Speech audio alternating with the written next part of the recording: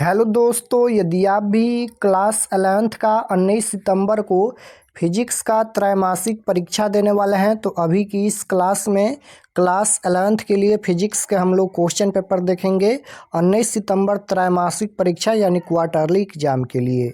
तो आप लोग इस क्लास में अंत तक बने रहिएगा। क्लास 11th क्वार्टरली एग्जामिनेशन सितंबर 2025, त्रैमासिक परीक्षा सितंबर 2025।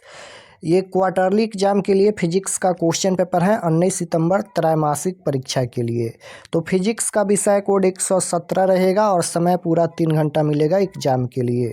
तो फर्स्ट क्वेश्चन यहाँ पर पूछा गया है कि सरल आवर्त गति में त्वरण समानुपाती होता है। बताना है कि सरल आवर्त गति में त्वरण समानुपाती होता है आवृत्ति के, विस्थापन के, या वेग के, या दोलन काल के। तो इसका आंसर क्या होगा? तो सरल आवर्त गति में त्वरण किसके समानुपाती होता है? तो याद रखिएगा विस्थापन के समानुपाती होता है। Right answer option number B हो जाएगा। सरल आवर्त गति में त्वरण समानुपाती होता है विस्थापन के, option number B right answer. Last में हम आपको बताएंगे कि आप लोग क्वेश्चन पेपर ऑब्जेक्टिव सब्जेक्टिव कहाँ से डाउनलोड कर सकते हैं। 2 नंबर क्वेश्चन है, सरल आवर्त गति करती हुई वस्तु के एक वेग एंड त्वरण के बीच कालांतर होता है। बताना है कि सरल आवर्त गति करती हुई वस्तु के वेग एंड त्वरण के बीच का कालांतर कितना डिग्री का होता है? तो ये 180 डिग्री का होता है। Right answer option number C हो जाएगा।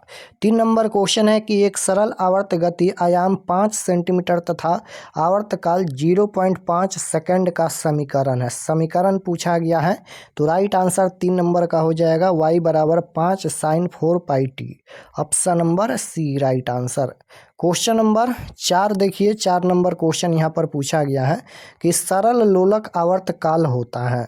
तो सरल लोलक का आवर्तकाल होता है तो राइट आंसर 4 नंबर का हो जाएगा, t बराबर 2π√L/g। क्वेश्चन नंबर 5 है कि समान आवर्तकाल परंतु कालांतर π/2 के 2 असमान आयाम वाले परस्पर लंबवत सरल आवर्त गतियों का परिणामी है। तो राइट आंसर ए हो जाएगा वृत्त, option number A correct answer. 6 number question पूछा गया है, यदि किसी दृढ़ पिंड को इसके गुरुत्व केंद्र से लटका कर दोलन कराया जाता है तब इसका आवर्तकाल होता है। तो राइट आंसर सी हो जाएगा, इसका आवर्तकाल अनंत होता है। क्वेश्चन नंबर 7 है कि एक लड़की झूले पर बैठी झूल रही है, यदि वह खड़ी हो जाए तो झूलने का दोलन काल क्या होगा? एक लड़की जो है वह झूले पर बैठी झूल रही हैं, यदि वह खड़ी हो जाए तो झूलने का दोलन काल पूछा गया है तो घट जाएगा। Right answer option number B होगा। क्वेश्चन नंबर 8 पूछा गया है यहाँ पर कि प्रतिबल तथा विकृति का अनुपात कहलाता है। तो प्रतिबल तथा विकृति का अनुपात क्या कहलाता है? तो इसका राइट आंसर हो जाएगा प्रत्यस्थ गुणांक कहलाता है, option number C right answer. 9 number question है कि यंग प्रत्यस्थ गुणांक की विमाएँ हैं। तो राइट आंसर 9 का ऑप्शन नंबर बी हो जाएगा, ml इनवर्स t इनवर्स 2 हो जाएगा, option number B right answer. 10 number question है कि ताप की वृद्धि से प्रत्यस्थ गुणांक का मान क्या होगा? तो ताप की वृद्धि से प्रत्यस्थ गुणांक का वैल्यू पूछा गया है तो करेक्ट आंसर ए हो जाएगा, घटता है। क्वेश्चन नंबर 11 है कि प्यासो अनुपात का मान, प्यासो अनुपात का वैल्यू पूछा गया है तो राइट आंसर डी हो जाएगा, इनमें से कोई नहीं इसका आंसर होगा। क्वेश्चन नंबर 12 पूछा गया है, एक तार पर 20 न्यूटन का तनाव बल लगाने पर इसकी लंबाई 100 सेंटीमीटर तथा 40 न्यूटन का तनाव बल लगाने पर लंबाई 105 सेंटीमीटर हो जाती है। तार की प्रारंभिक लंबाई जब 20 न्यूटन का बल अनुपस्थित था। तो राइट आंसर क्वेश्चन नंबर 12 का हो जाएगा, option number A 90। 11 number question है कि प्यासो अनुपात का मान है।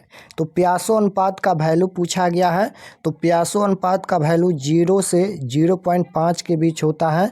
तो ऑप्शन में नहीं दिया गया है तो इनमें से कोई नहीं इसका आंसर हो जाएगा, option number D. Question number 12 पूछा गया है कि एक तार 20 न्यूटन का तनाव बल लगाने पर इसकी लंबाई 100 सेंटीमीटर तथा 40 न्यूटन का तनाव बल लगाने पर लंबाई 105 सेंटीमीटर हो जाती है। तार की प्रारंभिक लंबाई है जब 20 न्यूटन का बल अनुपस्थित था। तो राइट आंसर हो जाएगा 90 centimetre, option number A right answer होगा 90 सेंटीमीटर। क्वेश्चन नंबर 13 है कि पूर्णतः कठोर वस्तु के लिए आयतन गुणांक होता है। तो पूर्णतः कठोर वस्तु के लिए आयतन गुणांक पूछा गया है। तो राइट आंसर 13 नंबर का ऑप्शन नंबर बी हो जाएगा, 0 यानी 0 होता है। 14 नंबर क्वेश्चन है कि एक तार की लंबाई L मी अनुप्रस्थ काट का क्षेत्रफल A वर्ग किलोमीटर तथा घनत्व ρ किलोग्राम प्रति घन मीटर है। इसे सीधे लटका दिया जाता है। यदि वस्तु का यंग गुणांक y पास्कल हो तो अपने ही भार के कारण तार का फैलाव क्या होगा। तार का फैलाव पूछा गया है। तो 14 नंबर क्वेश्चन का right answer option number C हो जाएगा। नोट कर लीजिए, यहाँ पर सी इसका करेक्ट आंसर होगा।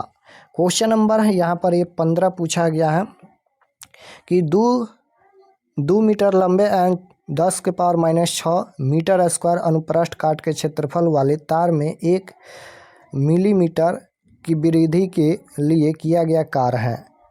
इतना ये वैल्यू दिया गया है। तो राइट आंसर 15 नंबर का ऑप्शन नंबर डी हो जाएगा, 5 जूल इसका आंसर आएगा। क्वेश्चन नंबर 16 पूछा गया है कि एक तार का व्यास 2/√पाई सेंटीमीटर है। इसकी लंबाई दुगुनी करने के लिए आवश्यक बल 2 × 10⁷ न्यूटन है। तार का यंग गुणांक क्या होगा। तार का यंग गुणांक पूछा गया है। तो राइट आंसर बी हो जाएगा, यहाँ पर 2 × 10⁻11 न्यूटन मीटर इन्वर्स 2 हो जाएगा, यानी न्यूटन प्रति मीटर स्क्वायर बोल सकते हैं। तो ऊपर में जाएगा तो यहाँ पर ये हो जाएगा स्क्वायर में। तो यहाँ पर 2 × 10⁻11 न्यूटन मीटर इन्वर्स 2 हो जाएगा। क्वेश्चन नंबर 17 है कि पृष्ठ तनाव की उत्पत्ति का कारण है। तो पृष्ठ तनाव की उत्पत्ति का कारण पूछा गया है। तो राइट आंसर बी हो जाएगा, संसर्जन बल हो जाएगा। यदि कोई द्रव किसी ठोस की तरह को नहीं भिगोता है तब उसका स्पर्श कोण होगा।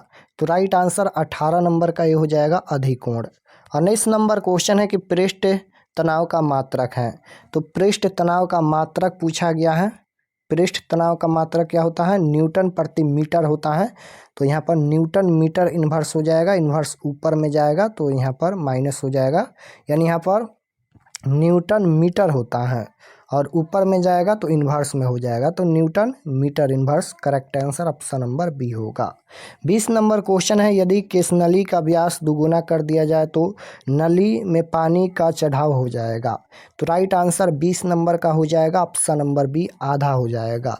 21 नंबर क्वेश्चन है कि ताप की वृद्धि से किसी द्रव का पृष्ठ तनाव, ताप की वृद्धि से किसी द्रव का पृष्ठ तनाव पूछा गया है। तो राइट आंसर बी हो जाएगा, घटता है। क्वेश्चन नंबर 22 है कि आर त्रिज्या के साबुन के बुलबुले के भीतर अतिरिक्त दाब होता है। तो आर त्रिज्या के साबुन के बुलबुले के भीतर अतिरिक्त दाब होता है। राइट आंसर बी हो जाएगा, 4T/R हो जाएगा। 23 नंबर क्वेश्चन है कि जब समान अणु एक दूसरे को आकर्षित करते हैं तो इसे कहते हैं, क्या कहते हैं। तो राइट आंसर 23 नंबर का हो जाएगा, संसर्जन कहते हैं, option number A right answer. 24 number question है, वर्षा की बूंदों के गोलीय होने का कारण है। तो वर्षा की बूंदों के गोलीय होने का क्या कारण है, गुरुत्वाकर्षण बल, पानी का पृष्ठ तनाव, वायु का दबाव या पानी के सन्यता गुणांक। तो राइट आंसर क्या होगा, वर्षा की बूंदों के गोलीय होने का कारण पूछा गया है। तो ये हो जाएगा पानी का पृष्ठ तनाव, option number B right answer होगा। क्वेश्चन नंबर 25 है, किसी संकीर्ण नली में द्रव के प्रवाह के लिए रेनॉल्ड्स संख्या का मान होता है। तो राइट आंसर 25 का सी हो जाएगा, यहाँ पर 1000।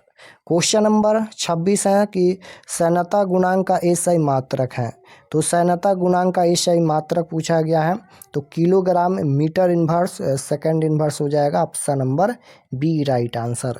27 नंबर क्वेश्चन है कि ताप की वृद्धि के साथ अधिकांश द्रवों की सैनता गुणांक है। तो राइट आंसर ए हो जाएगा, घटती है। 28 नंबर क्वेश्चन पूछा गया है कि श्यान द्रव से होकर गिरते जब आर त्रिज्या वाली इस्पात की एक गोली चरम वेग भी प्राप्त कर लेती है तब श्यान रोध समानुपाती होता है। तो राइट आंसर 28 नंबर का ऑप्शन नंबर ए हो जाएगा, VR। 29 है, यदि वर्षा की 2 बूंदों के अंतिम वेगों का अनुपात 1:4 है तो उनके द्रव्यमानों का अनुपात क्या होगा। तो राइट आंसर सी हो जाएगा, 1:8 हो जाएगा। क्वेश्चन नंबर 30 पूछा गया है कि बर्नौली का प्रमेय आधारित है। बर्नौली का प्रमेय किस पर आधारित है? संवेग संरक्षण के सिद्धांत पर, या ऊर्जा संरक्षण के सिद्धांत पर, या द्रव्यमान संरक्षण के सिद्धांत पर, या कोणीय संवेग संरक्षण के सिद्धांत पर। तो बर्नौली का प्रमेय किस पर आधारित है? तो राइट आंसर याद रखिएगा, ऊर्जा संरक्षण के सिद्धांत पर यह आधारित है। तो right answer option number B हो जाएगा, ऊर्जा संरक्षण के सिद्धांत पर। तो चलिए हम आपको बताते हैं कि आप लोग क्वेश्चन पेपर कहाँ से डाउनलोड कर सकते हैं, सभी क्वेश्चन का ऑब्जेक्टिव और सब्जेक्टिव कहाँ से आप लोग प्राप्त कर सकते हैं। और चैनल पर नए होंगे तो चैनल को ज़रूर सब्सक्राइब कर लीजिएगा। तो objective subjective question answer download करने के लिए गूगल पर चले आना है और आपको सर्च करना है RK एक्सपर्ट क्लासेस। इसी चैनल का नाम आपको गूगल में सर्च करना है, RK एक्सपर्ट क्लासेस। तो जैसे ही गूगल पर सर्च करेंगे RK एक्सपर्ट क्लासेस, तो आपके सामने फर्स्ट पेज आएगा, इस प्रकार से पहला पेज आएगा, इस पर आपको क्लिक करना है। तो चलिए हम इस पर क्लिक करते हैं। जैसे ही क्लिक करेंगे ये ओपन हो जाएगा। ओपन होने के बाद आपको नीचे आना है क्लास 11th के सेक्शन में। तो यहाँ पर देखिए ये क्लास 11th का सेक्शन है और इसमें सभी सब्जेक्ट का क्वेश्चन पेपर मिल जाएगा। जैसे यहाँ पर फिजिक्स का देखना है तो फिजिक्स का भी दिया गया है, केमिस्ट्री का, बायोलॉजी का, मैथ का, यानी सभी सब्जेक्ट का क्वेश्चन पेपर इस सेक्शन में मिलेगा क्लास 11th में। तो यहाँ पर देखिए फिजिक्स का देखना है तो इस पर क्लिक कीजिए, या फिर केमिस्ट्री का देखना है तो इस पर क्लिक कीजिए। तो यहाँ पर 19 सितंबर class 11th physics question paper quarterly exam 2025। जैसे ही इस पर क्लिक करेंगे ये ओपन हो जाएगा। नीचे आएंगे तो सब्जेक्ट यहाँ पर फिजिक्स का ये पेज खुला है। एग्ज़ाम डेट 19 तारीख को होने वाला है और यहाँ पर व्हाट्सअप चैनल आप लोग ज़रूर ज्वाइन कर लीजिएगा। उसके बाद यहाँ पर ये रूटीन दिया गया है, इसको आप लोग देख लीजिएगा। और ये सभी परीक्षा से संबंधित जानकारी लिखा गया है, इसे आप लोग पढ़ लीजिएगा। और यहाँ पर देखिएगा class 11th physics objective answer की, ऑब्जेक्टिव का आंसर यहाँ पर अपडेट कर दिया जाएगा। यहाँ पर ऑब्जेक्टिव का आंसर अभी अपडेट कर दिया जाएगा।